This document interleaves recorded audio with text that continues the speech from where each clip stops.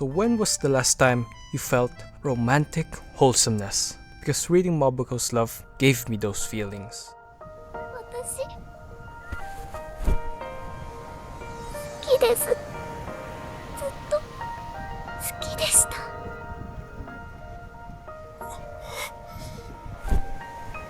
好きです。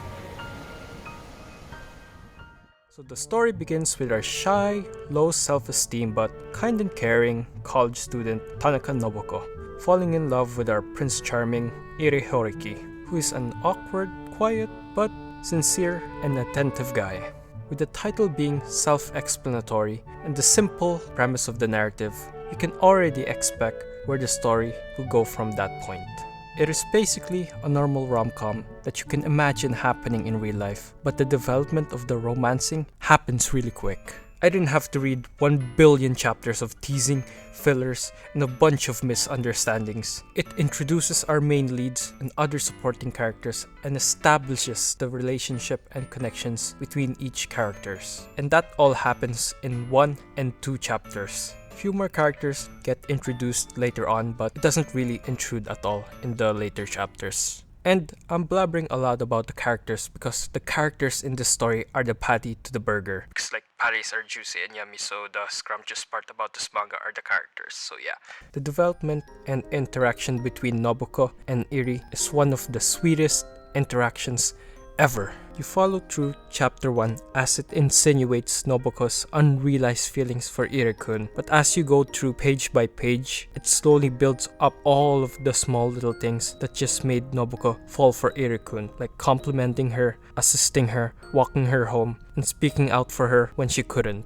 The final page basically illustrates her newfound realization of her feelings for Irie-kun, and it has got to be one of the most cutest moments in the manga. Not only that, but we get to see Irie-kun's perspective and his side of the story, which makes him a relatable character because on the outside he looks like a cool, straight character, but we are seeing him in the eyes of Nobuko. But in reality, he's just as socially awkward and shy as Nobuko, which gives this depth to them that Irie-kun isn't just your tall and handsome Bishonen character, but he's just like your ordinary guy on the streets that has like his own flaws and his own problems that he faces. Similar to Nobuko, in the perspective of Irie-kun, Nobuko looks like a gentle, caring, reliable, and a cute girl.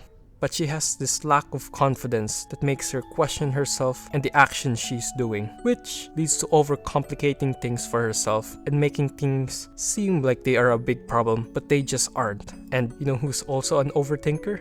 Me, and probably you too. So if it's alright with you, give this channel a sub and a like. Very much appreciated.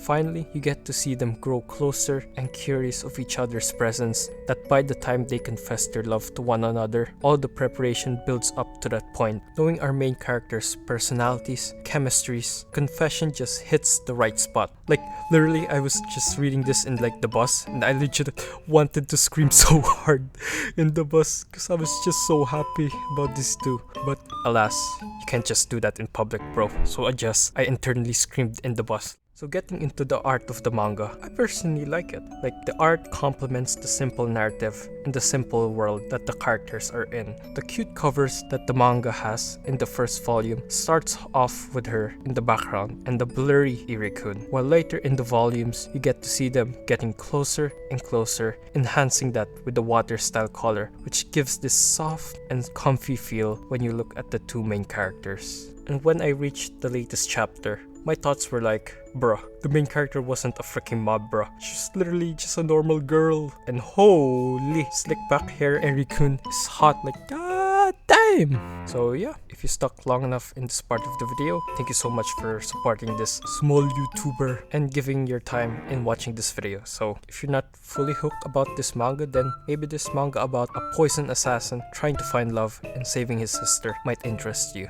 So yeah, I'll see you there. Bye!